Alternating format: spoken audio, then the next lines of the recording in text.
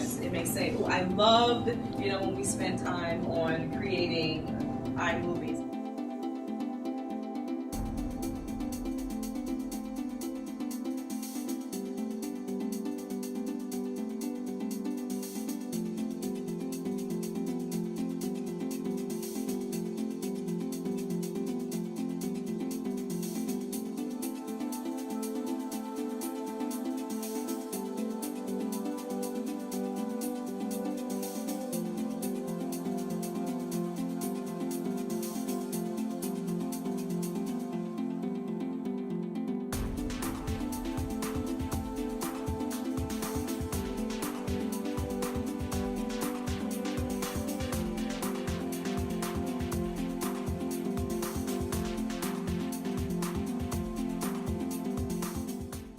Engagement of children, they've seen such a big change in it. And especially teachers that were reluctant to think of teaching in other ways other than to let go. And it has been such an amazing experience just to watch them. So I want to say really, thank you. Thank you. Because I can see a big change in the staff. That's what we want. We want to see change. We want to see, the aha moments. We want to see the lights go up and go, oh, I can do this now.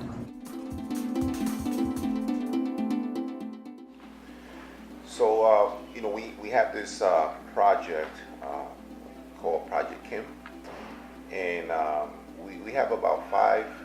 We've been having this program for the past three years, and in those 3 years, it's really affected the instruction and basically how teachers in our school view technology. I'm amazed of how teachers like to integrate technology into the curriculum. And now with the Common Core and all those performance tasks, it is even more of a need to do that. And I think that the Project Kim program has provided us with that opportunity, provided teachers to come and use these very innovative tools and incorporate those tools into the structure of the curriculum.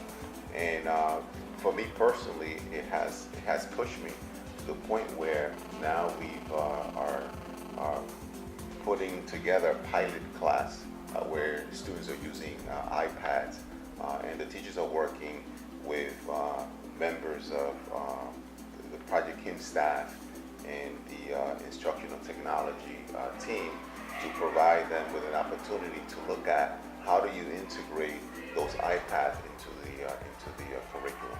And it's been wonderful to see the faces of kids once they see a tool that oftentimes they use it as a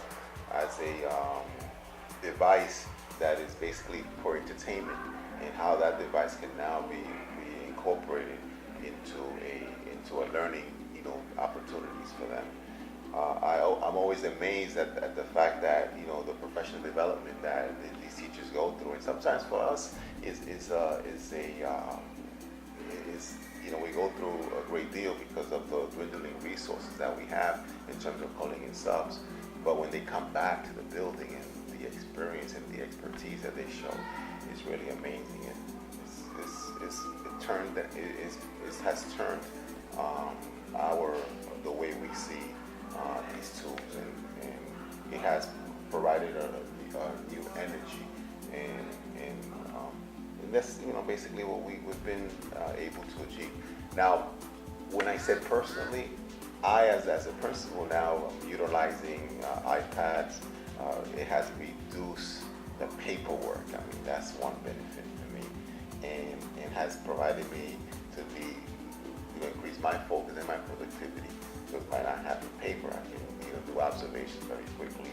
We're utilizing these online programs, and when we go into the classrooms, it's very focused. And so,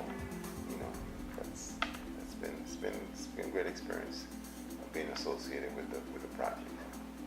If you look at, for example, in communities like this that are 95% free and reduced lunch, or 99% free and reduced lunch, The achievement gap is something that we constantly worried about, trying to bridge that gap.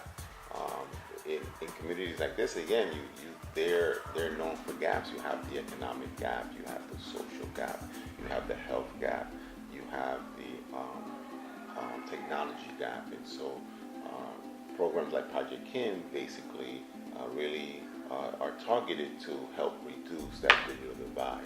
This is PS85's third year of involvement in the Kim grant, and as a result, we've seen an increase of the use of technology in instruction in the classrooms. Our students have actually seen it as part of their daily instruction instead of as an add-on given after a lesson has been taught. So it's really had a really good impact on our instructional practices in the school. It really has impacted how teachers see the use of technology in daily instruction.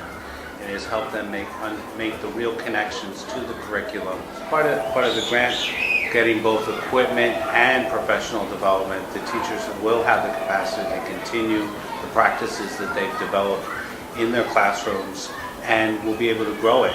And because we've done it across grades, the capacity in the school will continue to grow as the kids move up through the grades. Me learning the activities that we went through our staff developments. You know, I came back to class and I taught the kids how to use it. Using Key Point, being able to use iMovie to make movies.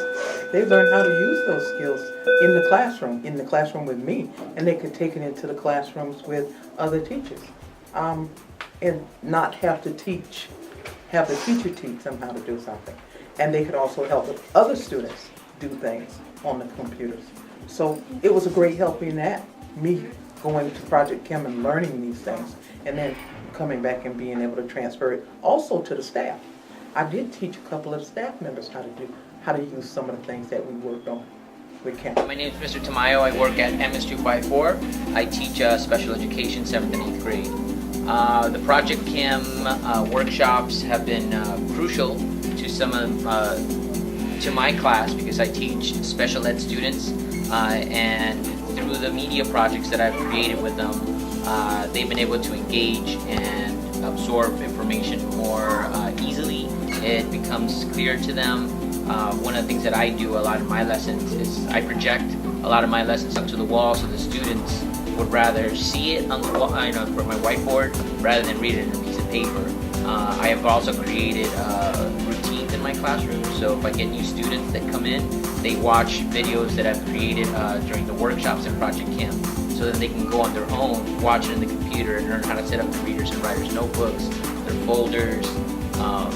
We've also done digital animation comic books for World War I, World War II, and then this way the kids get actually tricked into doing the work as they're having fun. So they really like playing with the computers, they really enjoy seeing the projections, and I've gone as far as recorded my own lessons, recorded myself, doing lessons on context clues, on main idea and supporting details, and I show it to them as a feature film. So they enjoy watching those films, and they get that information, and they enjoy it a lot more than having me talk in front of the class. My name is Wilfred Hemans. I'm the principal of Middle School 254 in the Bronx, and Project Kim has really been a wonderful addition to our building. Number one, it's increased the teachers' knowledge of technology, of the use of the technology, and just what technology is out there and how it can be used in the classroom. One of the problems that we've had, and I guess that every school has, is that there's never enough technology. Project Kim has actually put the technology in the hands of the teachers, allowed them to take the technology home, play with it, fool around with it, and then come back and use it in some interestingly creative ways. For example, Mr. Tamayo, who I believe you've interviewed upstairs, one of the things that he's done is he will videotape his lesson, and then he will show the videotape to his class while he walks around from group to group and gives each student individual attention. In other words, he split himself in two through the use of technology. And it's the Project Kim technology that he's using to do this. Also, I have another teacher who, one of the electives on Fridays, we have electives. And the elective that's being taught is video game design. And he's using the Project Kim equipment to teach students how to design video games. As a matter of fact, last year, they actually entered a contest where they were up against other schools. And, you know, there was a contest to see who could design the best video game, and it was actually judged by gamers, professional gamers and video game designers. The other thing that I looked at was how some of the project-based learning that's going on has actually aligned itself with the core curriculum. And I'm seeing more and more of that, especially in the ELA curriculum right now. Hence, Project Kim has really been a boon for our school. And actually, that's just some of the things. I mean, the things that I can think of off the top of my head.